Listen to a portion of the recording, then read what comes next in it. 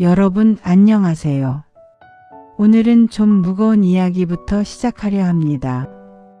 자식들은 명절에나 얼굴 비추고 남편은 각방 쓰거나 이미 저 세상 사람이 되었고 친구라고 생각했던 사람들은 하나둘 연락이 끊깁니다. 통장에는 몇 천만 원이 있는데 그 돈 쓸 일도 쓸 곳도 없이 그냥 숫자만 바라보며 하루를 보냅니다. 이게 경향상 많은 분들의 현실입니다. 하지만 오늘 이 영상을 끝까지 보시면 여러분은 세 가지를 손에 쥐게 됩니다. 혼자여도 무너지지 않는 방법, 돈 안 쓰면 손해인 이유, 그리고 독되는 인간 5가지 유형을 식별하는 방법입니다. 40분이 길다고요? 아닙니다. 이 40분이 남은 20년을 바꿉니다. 준비되셨으면 시작합니다. 첫 번째 파트입니다. 혼자가 되는 건 선택이 아니라 대체로 시간의 문제입니다. 그렇다면 우리가 할 일은 하나. 혼자여도 끄떡없는 구조를 미리 만들어 두는 겁니다. 첫 번째 주거입니다. 김순례 씨 71세. 월세 30만원짜리 반지하에 삽니다. 집주인이 바뀔 때마다 쫓겨날까 전전긍긍하고 보일러 고장나면 사흘을 떨며 지냅니다. 친구 만나자는 연락이 와도 우리 집은 좁아서라며 거절합니다. 주거가 불안하니 모든 관계가 위축됩니다. 반대 사례입니다. 방영자 씨 68세. 공공임대 1순위로 서울시 영구임대 34제곱미터를 받았습니다. 월 임대료 3만원. 관리비 포함해도 8만원 안팎입니다. 집이 안정되자 그녀는 경로당에 나가기 시작했고 동네 노인 합창단에도 가입했습니다. 주거 안정이 곧 마음 안정입니다. LH 공공임대 신청자 중 만 65세 이상 비율이 42%라고 합니다.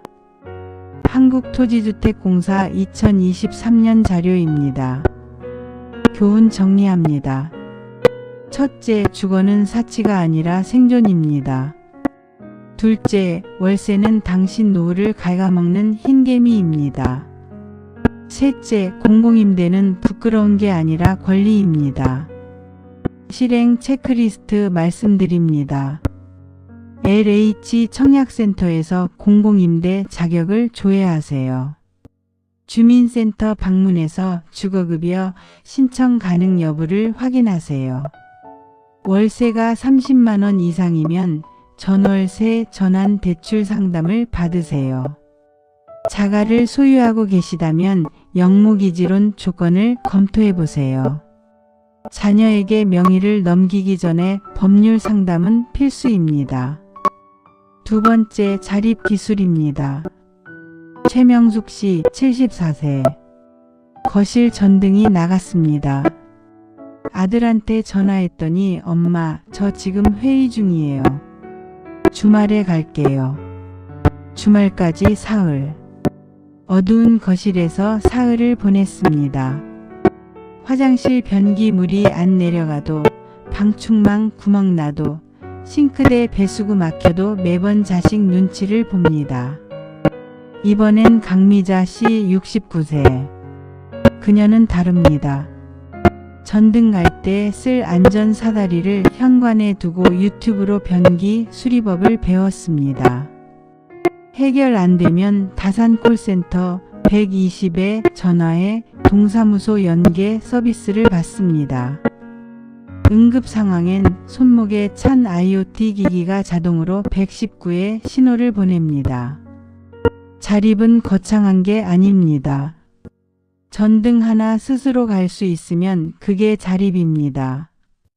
독거노인 응급 안전 알림 서비스를 2024년 기준 전국 32만 가구가 이용하고 있다고 합니다. 보건복지부 자료입니다. 교훈입니다. 첫째, 자식은 당신의 24시간 콜센터가 아닙니다. 둘째, 작은 고장 하나가 자존감을 무너뜨립니다.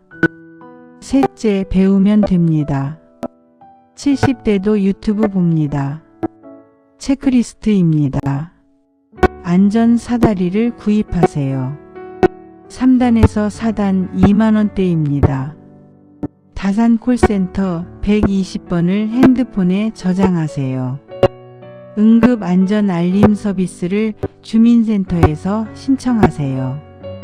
유튜브에서 시니어 생활수리 채널을 구독하세요. 가까운 편의점과 약국 위치를 메모해 두세요. 세 번째, 죽음 수용입니다. 김옥분 씨 76세. 죽음이라는 단어만 나와도 에이 그런 말 하지 마 하며 손사래를 칩니다. 유원장, 내가 아직 멀쩡한데 무슨 장례 방식? 불길해 불길해. 그렇게 죽음을 부정하며 살다가 어느 날 갑자기 쓰러졌습니다. 자식들은 영안실에서 싸웠습니다. 엄마 통장 비밀번호 아는 사람. 장지는 어디로?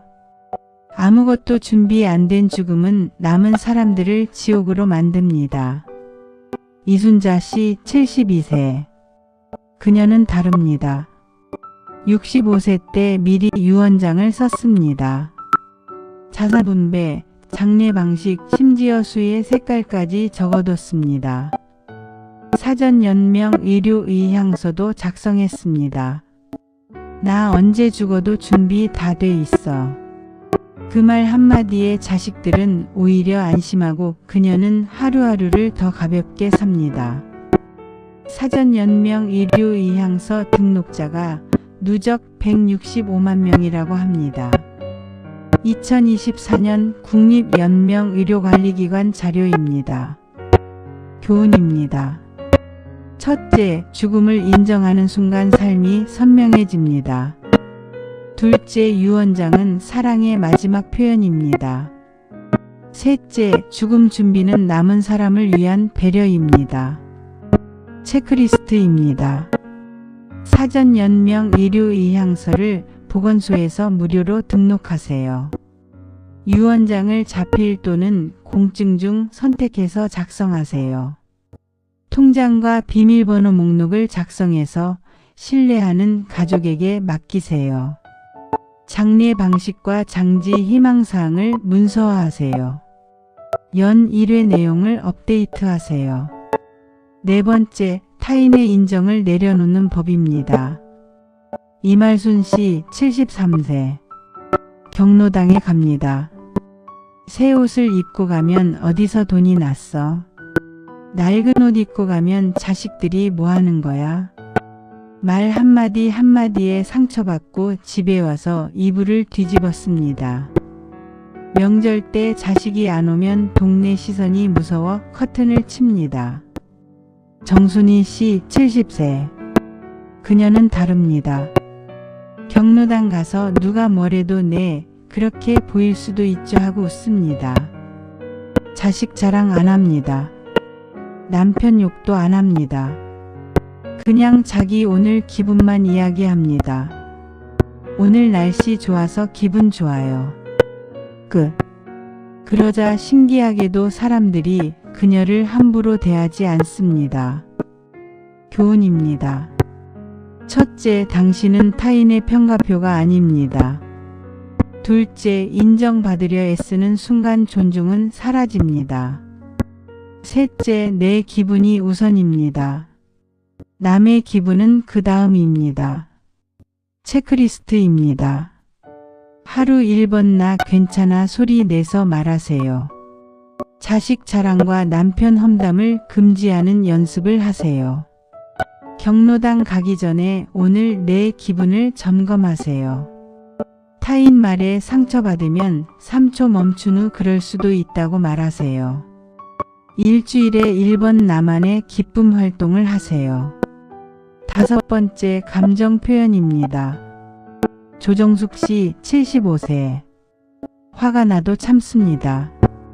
슬퍼도 참습니다. 괜찮아, 괜찮아 하다가 어느 날 혈압이 190을 찍고 쓰러졌습니다. 의사는 말합니다. 스트레스 관리하셨어야죠. 그녀는 옵니다. 스트레스를 어떻게 관리합니까? 말할 곳이 없는데. 박금자 씨 71세. 그녀는 감정 일기를 씁니다. 매일 저녁 오늘 느낀 감정 3가지를 문장으로 적습니다. 오늘 며느리 말에 서운했다. 친구가 약속 어겨서 화났다. 손주 전화에 기뻤다. 그리고 일주일에 한 번 신뢰하는 친구에게 전화해서 그 감정을 소리내 말합니다. 감정은 꺼내야 썩지 않습니다. 썩은 감정이 병이 됩니다. 감정 표현 빈도가 높은 노인의 우울증 발생률이 34% 낮다고 합니다. 서울대 노년학연구소 2023년 연구 결과입니다. 교훈입니다. 첫째, 참는 건 미덕이 아니라 자해입니다. 둘째, 감정에는 좋고 나쁨이 없습니다. 있는 그대로입니다. 셋째, 말로 꺼내는 순간 무게가 반으로 줍니다. 체크리스트입니다. 감정 일기를 하루 3줄 시작하세요. 일주일에 1회 신뢰하는 친구와 감정 통화를 하세요. 화났어요, 슬퍼요 직접 표현하는 연습을 하세요. 정신건강복지센터 상담 전화 1577-199를 저장하세요. 참았을 때 몸 반응, 두통이나 가슴 답답함을 기록하세요. 6번째, 평생 학습입니다. 신영자 씨 77세. 하루 일과는 이렇습니다. 아침 8시 기상 TV 틀고 아침 뉴스. 점심 먹고 TV 드라마. 저녁 먹고 TV 예능. 밤 10시 취침. 3년이 지나자 그녀는 이름을 자주 까먹기 시작했습니다. 며느리 이름, 손주 학교 이름, 어제 먹은 반찬. 뇌가 녹슬고 있었습니다. 홍말자 씨 74세. 그녀는 복지관에서 스마트폰 교육을 받습니다. 유튜브 보는 법, 사진 찍어 자식한테 보내는 법, 카톡 이모티콘 쓰는 법. 배우고 나서 친구들한테 자랑합니다. 그 다음엔 생활영어 기초반에 등록했습니다. Hello, how are you? 배우고 경로당에서 써먹습니다. 친구들이 웃습니다. 그녀도 웃습니다. 뇌가 깨어나고 있습니다. 주 2회 이상 학습활동을 하는 노인의 치매 발생 위험이 28% 감소한다고 합니다. 중앙치매센터 2024년 자료입니다. 교훈입니다. 첫째, 나이 들어도 뇌는 자랍니다. 쓰면 잘하고 안 쓰면 줍니다. 둘째, 배움은 학위가 아니라 놀이입니다. 셋째, 새로운 걸 배우는 순간 당신은 다시 젊어집니다. 체크리스트입니다. 주민센터와 복지관 평생교육 프로그램을 조회하세요. 관심 주제 1개를 선택하세요. 스마트폰 영어, 그림, 노래 등. 주 1회 이상 강좌에 참여하세요. 배운 내용을 친구나 가족에게 설명하세요. 한 달에 책 1권 또는 긴 글 1편을 읽으세요. 자, 파트 1이 끝났습니다. 정리합니다. 혼자 살아도 무너지지 않는 6가지. 주거 안정, 자립 기술, 죽음 수용, 타인 인정 내려놓기, 감정 표현, 평생 학습입니다. 여기까지 이해가 되셨다면 지금 영상 저장 버튼 한번 눌러주세요. 나중에 다시 보실 수 있습니다. 2번째 파트입니다. 많은 분들이 착각합니다. 노후엔 아껴야 한다고. 틀렸습니다. 노후야말로 써야 합니다. 왜 그런지 지금부터 설명합니다. 첫 번째 이유, 안 쓰면 남이 씁니다. 윤옥순 씨 79세. 평생 모은 돈 8천만 원. 자식 교육비, 결혼 자금 다 대주고 남은 돈입니다. 내가 죽으면 애들 줘야지 하며 한 푼도 안 씁니다. 여행 가자는 친구 말에 돈 아까워하고 거절합니다. 외식도 안 합니다. 그렇게 5년을 살다가 그녀가 세상을 떠났습니다. 장례식장에서 자식들이 싸웁니다. 엄마 통장 누가 관리했어? 내가 더 많이 모셨으니까 내가 더 받아야지. 그녀가 평생 아낀 돈은 자식들 싸움의 불씨가 되었습니다. 김순덕 씨 76세. 그녀는 다릅니다. 통장에 5천만 원 있습니다. 그중 절반은 내가 쓸 돈이라고 선 그었습니다. 제주도 여행 갑니다. 친구들이랑 맛집 갑니다. 손주 생일 선물도 사줍니다. 자식들이 엄마 돈 아껴 하면 웃으며 말합니다. 내 돈 내가 번 거. 내가 쓸 거야. 교훈입니다. 첫째, 당신이 안 쓰면 당신이 원하지 않는 사람이 씁니다. 둘째, 돈은 쓸 때 가치가 생깁니다. 숫자로 남으면 그냥 숫자입니다. 셋째, 자식에게 남길 최고의 유산은 돈이 아니라 당신의 행복한 모습입니다. 체크리스트입니다. 총 자산 중 내가 쓸 돈 비율을 정하세요. 30에서 50%. 월 생활비에 즐김 예산 10만 원을 추가하세요. 1년에 1번 큰 여행 또는 경험을 계획하세요. 자식에게 내 돈 내가 쓴다고 선언하세요. 쓸 때마다 죄책감 대신 나 잘했다고 말하세요. 두 번째 이유, 법이 당신 돈을 빼앗는 경로가 있습니다. 정미자 씨 80세. 통장에 1억 2천이 있습니다. 요양원 들어가야 할 상황이 왔습니다. 그런데 재산이 있으니 기초연금도 의료비 지원도 못 받습니다. 요양원비 월 250만 원. 2년이면 통장이 바닥납니다. 평생 아낀 돈이 병원비와 요양원비로 순식간에 증발합니다. 한영숙 씨 77세. 그녀는 달랐습니다. 70세 때부터 매달 50만 원씩 여행과 취미에 썼습니다. 통장 잔고는 3천만 원으로 줄었지만 그 덕분에 기초연금 월 32만 원을 받습니다.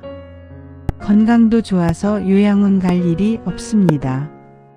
쓰면서 건강을 지킨 게 오히려 이득이었습니다. 노인장기요양보험 본인 부담금이 재산에 따라 60%까지 올라간다고 합니다. 보건복지부 2024년 기준입니다. 교훈입니다. 첫째, 재산이 많으면 복지 혜택을 못 받습니다. 둘째, 아낀 돈은 결국 병원과 요양원이 가져갑니다. 셋째, 건강할 때 쓰는 게 제일 싼 겁니다. 체크리스트입니다. 현재 재산 기준 기초연금 수급 가능 여부를 확인하세요. 노인장기요양보험 본인 부담금 구조를 알아보세요. 건강 투자, 운동, 취미 활동에 매달 예산을 배정하세요. 병 생기기 전에 예방에 돈을 쓰세요. 재산 증여 계획이 있다면 세무사 상담을 받으세요. 세 번째 이유, 죽음 앞에서 후회하는 것 1순위입니다. 임순자 씨 82세. 호스피스 병동에 누워 있습니다. 딸이 손을 잡고 묻습니다. 엄마 하고 싶은 거 없었어요. 그녀는 고개를 젓습니다. 친구들이랑 유럽 여행 가고 싶었는데 돈 아껴야 한다고 안 갔어. 매주 수요일 문화센터 꽃꽂이 배우고 싶었는데 돈 아깝다고 안 했어. 이제 와서 후회해봤자 소용없습니다. 그녀는 눈물만 흘립니다. 최옥자 씨 79세. 그녀는 다릅니다. 75세에 친구 셋이서 일본 여행을 다녀왔습니다. 76세에 요리교실 등록해서 1년 다녔습니다. 78세에 손주들 데리고 놀이공원 갔습니다. 지금 병원 침대에 누워서도 그녀는 웃습니다. 할 건 다 했어. 후회 없어. 호스피스 환자 대상 설문에서 82%가 돈을 더 쓸 걸 하고 후회한다고 답했습니다.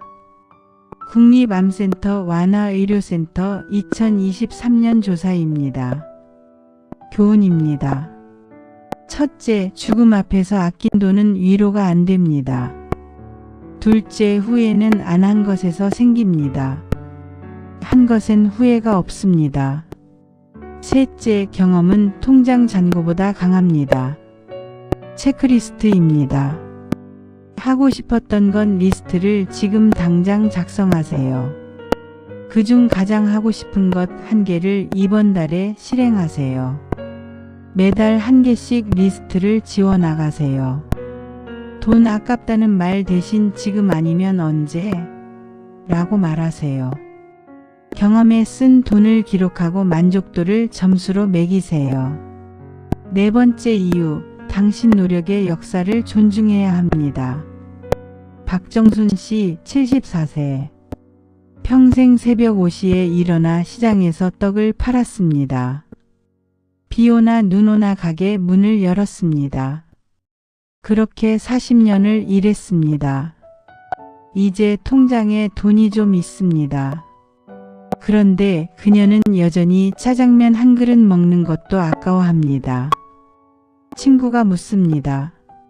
언니, 평생 고생했는데 이제 좀 쓰지 그래? 그녀는 대답합니다. 습관이 돼서 못 쓰겠어. 김영희 씨 72세. 그녀도 평생 일했습니다. 식당 주방에서 30년을 보냈습니다. 허리 아프고 다리 아파도 참았습니다. 이제 그녀는 매주 금요일 마사지를 받으러 갑니다. 한 달에 20만 원. 친구가 묻습니다. 비싸지 않아? 그녀는 웃으며 말합니다. 내가 30년 고생한 값이 이것밖에 안 돼? 교훈입니다. 첫째, 당신이 번 돈은 당신 노력의 증거입니다. 둘째, 그 노력을 존중하는 방법은 그 돈을 당신을 위해 쓰는 겁니다. 셋째, 평생 일한 사람은 평생 쉴 자격이 있습니다. 체크리스트입니다. 당신이 평생 일한 시간을 계산해 보세요. 그 노력의 가치를 돈으로 환산해 보세요. 매주 1번 나를 위한 사치를 하세요. 마사지, 외식, 영화 등. 습관적으로 아낀다면 나 잘했어를 매일 말하세요.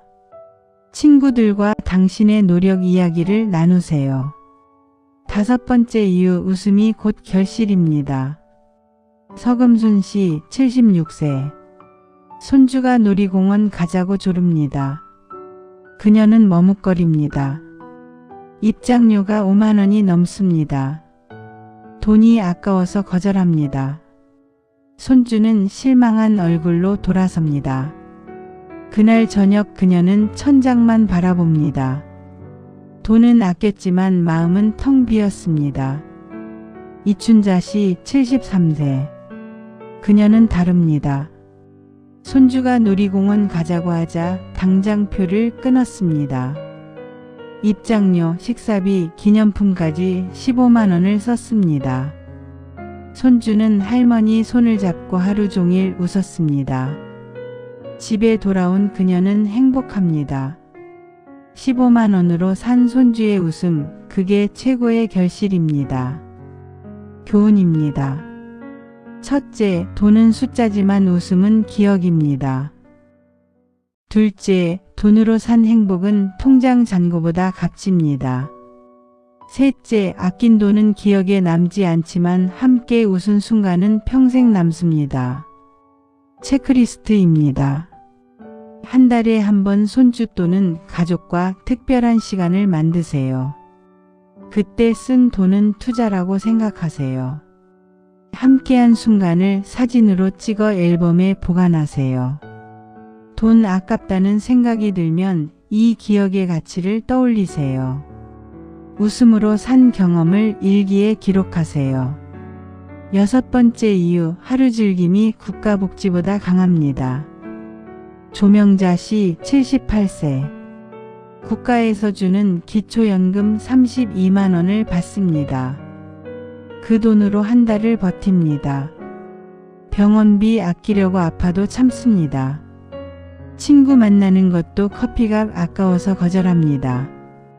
복지 혜택에 의존하며 하루하루를 근근히 버팁니다. 그녀의 얼굴엔 웃음이 없습니다. 신옥래 씨 75세. 그녀는 달랐습니다. 기초연금 받는 건 똑같습니다. 하지만 그녀는 자기 돈을 씁니다. 매일 아침 동네 카페에서 아메리카노 한 잔. 3,000원. 일주일에 한 번 목욕탕. 7,000원. 한 달에 한 번 친구들과 외식. 3만 원. 이렇게 쓰면서도 그녀는 행복합니다. 복지는 최소 생존이고 즐김은 진짜 삶입니다.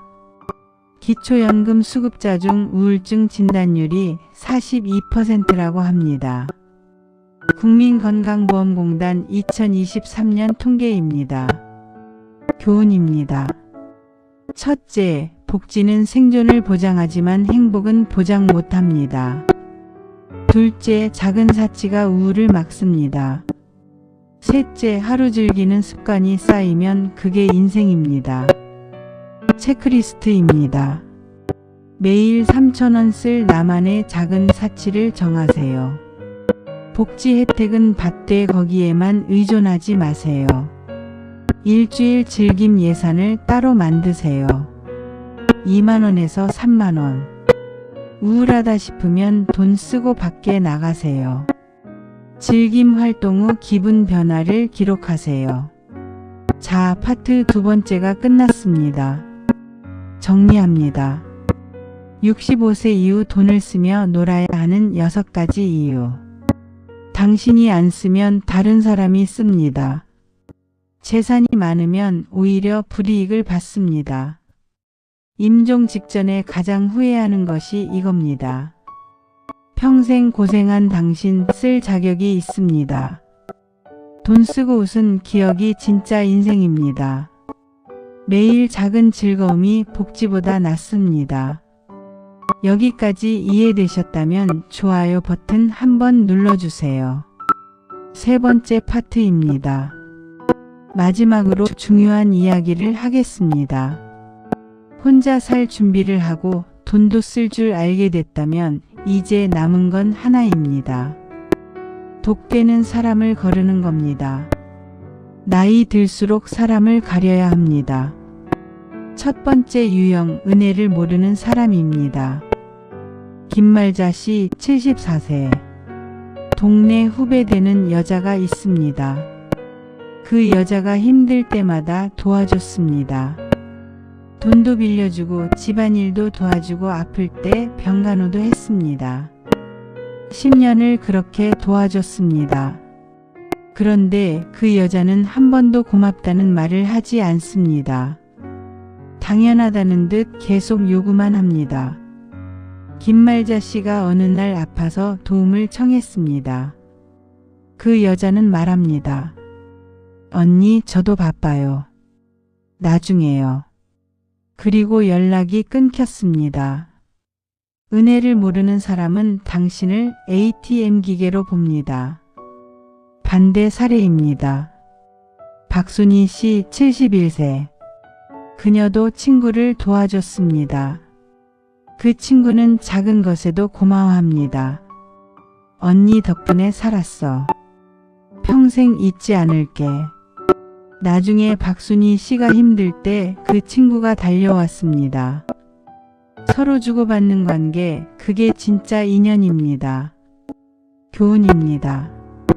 첫째, 은혜를 모르는 사람은 당신을 소모품으로 봅니다. 둘째, 고마움을 모르는 사람에게 베푼 건 낭비입니다. 셋째, 일방적 관계는 과감히 끊어야 합니다. 체크리스트입니다.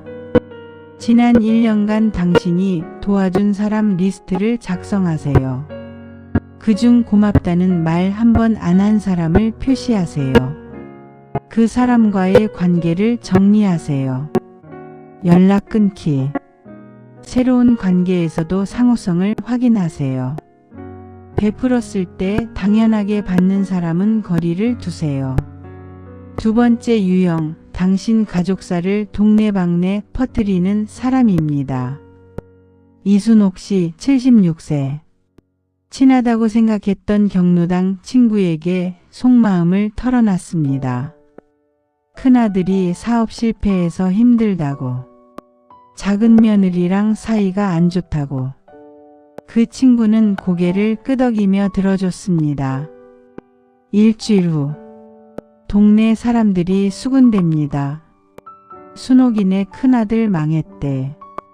며느리랑 싸운대. 그녀의 가족사가 동네 가십거리가 되었습니다. 얼굴을 들 수가 없습니다. 최정자 씨 73세. 그녀는 다릅니다. 친구에게 속마음을 말하기 전에 테스트를 합니다. 사소한 이야기를 먼저 해보고 그게 다른 데서 나오는지 확인합니다. 입 가벼운 사람한테는 절대 깊은 이야기 안 합니다. 진짜 비밀은 3명 이하에게만 말합니다. 그녀의 가족사는 안전합니다. 교훈입니다. 첫째, 입 가벼운 사람은 친구가 아니라 확성기입니다. 둘째, 당신의 아픔이 남의 재미가 되어선 안 됩니다. 셋째, 비밀을 지키는 사람만이 진짜 친구입니다. 체크리스트입니다. 주변 사람 중 입 가벼운 사람을 파악하세요. 그 사람에게는 날씨 이야기만 하세요. 깊은 이야기는 검증된 사람에게만 하세요. 누군가 남의 험담을 하면 그 사람도 당신 험담을 한다고 생각하세요. 가족사는 가족끼리만 공유하세요. 세 번째 유형, 앞뒤가 다른 이중인격자입니다. 서복순 씨 75세. 경로당에 친구가 하나 있습니다. 앞에서는 언니 하며 잘해줍니다. 생일에 선물도 주고 아플 때 문병도 옵니다. 그런데 어느 날 다른 친구한테서 들었습니다. 그 친구가 뒤에서 서복순 씨 흉을 봤다고. 옷차림이 촌스럽다, 자식이 별로다, 말투가 거슬린다. 앞뒤가 다른 사람이었습니다. 배신감에 서복순 씨는 잠을 못 잤습니다. 정미순 씨 72세. 그녀는 다릅니다. 새로운 사람을 만나면 시간을 두고 관찰합니다. 앞에서 하는 말과 뒤에서 하는 말이 같은지 확인합니다. 다른 사람 흉 보는 사람은 자기 흉도 본다는 걸 압니다. 이중적인 사람은 초반에 거릅니다. 그녀 주변엔 진실한 사람만 남았습니다. 교훈입니다. 첫째, 이중적인 사람은 연기자입니다. 당신 앞에서만 착합니다. 둘째, 뒤에서 남 흉 보는 사람은 당신 뒤에서도 당신을 씹습니다. 셋째, 일관성 없는 사람은 믿을 수 없습니다. 체크리스트입니다. 새로운 사람을 만나면 최소 3개월 관찰하세요. 그 사람이 다른 사람 흉 보는지 체크하세요. 앞뒤가 다르다 싶으면 거리를 두세요. 진실한 사람만 가까이 하세요. 이중성 보이면 관계를 즉시 정리하세요. 네 번째 유형, 먼저 연락하지 않는 사람입니다. 안금순 씨 77세. 친구가 하나 있습니다. 항상 자기가 먼저 연락합니다. 밥 먹자, 차 마시자, 영화 보자. 그 친구는 한 번도 먼저 연락하지 않습니다. 안금순 씨가 연락하면 나옵니다. 하지만 자기가 먼저 찾아온 적은 없습니다. 어느 날 안금순 씨가 실험을 했습니다. 3개월 동안 연락을 안 했습니다.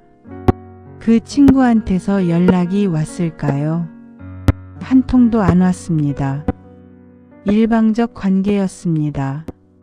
정영자 씨 73세. 그녀는 다릅니다. 관계는 주고받는 거라고 생각합니다. 자기만 먼저 연락하는 관계는 과감히 정리합니다. 서로 찾는 사람만 진짜 친구라고 봅니다. 지금 그녀 주변엔 서로 챙기는 사람들만 있습니다. 교훈입니다. 첫째, 일방적 관계는 관계가 아니라 의무입니다. 둘째, 당신만 애쓰는 관계는 당신을 지치게 합니다. 셋째, 먼저 찾아오지 않는 사람은 당신을 소중히 여기지 않습니다. 체크리스트입니다. 지난 6개월 누가 먼저 연락했는지 체크하세요. 항상 내가 먼저라면 그 관계를 재평가하세요. 한 달 연락 안 하고 기다려보세요. 상대가 먼저 연락 안 오면 그게 답입니다. 서로 찾는 관계만 유지하세요. 5번째 유형, 정치 이야기로 싸움 거는 사람입니다. 김영숙 씨 74세. 경로당에 갑니다. 한 친구가 정치 이야기를 시작합니다. 너는 어느 당 지지하냐고 묻습니다. 김영숙 씨가 대답을 합니다. 그 친구는 화를 냅니다. 그럼 너는 나라를 망치는 거다. 정신 차려라. 목소리가 점점 커집니다. 다른 사람들이 쳐다봅니다. 김영숙 씨는 기분이 상합니다. 친구 사이에 왜 정치로 싸워야 합니까? 박옥혜 씨 71세. 그녀는 다릅니다. 정치 이야기 나오면 웃으며 말합니다. 저는 정치 이야기 안 해요. 우리 밥이나 먹어요. 계속 정치 이야기 하는 사람은 만나지 않습니다. 개인 차이를 존중하지 못하는 사람은 위험하다고 봅니다. 그녀 주변엔 평화로운 사람들만 남았습니다. 교훈입니다. 첫째, 정치로 감정 싸움하는 사람은 당신을 존중하지 않습니다. 둘째, 생각이 다르다고 인격 공격하는 건 폭력입니다. 셋째, 나이 들어 정치 싸움만큼 무의미한 건 없습니다. 체크리스트입니다. 정치 이야기 나오면 주제를 바꾸세요. 계속하면 저는 정치 이야기 안 해요라고 선을 그으세요. 그래도 계속하면 자리를 뜨세요. 정치로 감정 상하게 하는 사람은 만나지 마세요. 생각 다름을 인정 못하는 사람은 위험합니다. 자, 파트 3이 끝났습니다. 정리합니다. 절대 엮지 말아야 할 5가지 인간 유형. 은혜 모르는 사람, 입 가벼운 사람, 이중인격자, 먼저 연락 안 하는 사람, 정치 싸움꾼. 이런 사람들은 과감히 정리하세요. 나이 들수록 관계는 숫자가 아니라 질입니다. 클로징입니다. 여러분 40분 동안 함께 해주셔서 감사합니다. 오늘 우리가 배운 것 정리합니다. 혼자 살아도 무너지지 않는 6가지 철칙. 65세 이후 돈을 쓰며 놀아야 하는 6가지 이유. 절대 엮지 말아야 할 5가지 인간 유형. 이 3가지만 기억하세요. 그러면 남은 인생 두렵지 않습니다. 혼자여도 괜찮습니다. 돈 쓰면서 놀아도 괜찮습니다. 독대는 사람 끊어도 괜찮습니다. 이제 당신 인생은 당신 것입니다. 오늘부터 당장 할 일 1가지 드립니다. 지금 당장 종이 1장 꺼내세요. 그리고 3개의 리스트를 만드세요. 첫 번째, 내가 정리할 주거 문제 1개. 두 번째, 이번 달에 쓸 즐김 예산과 항목 1개. 세 번째, 정리할 똑되는 사람 이름 1명. 이 3개만 오늘 적으세요. 그리고 이번 주 안에 실행하세요. 그게 당신 인생을 바꾸는 시작입니다. 이 영상이 도움되셨다면 구독 버튼 꼭 눌러주세요. 댓글로 오늘 당장 실행할 것 1가지를 적어주시면 제가 응원하겠습니다. 좋아요와 알림 설정도 부탁드립니다. 다음 영상에서 더 좋은 내용으로 찾아뵙겠습니다. 여러분 혼자라도 괜찮습니다. 당신은 충분히 강합니다. 오늘도 행복하세요. 감사합니다.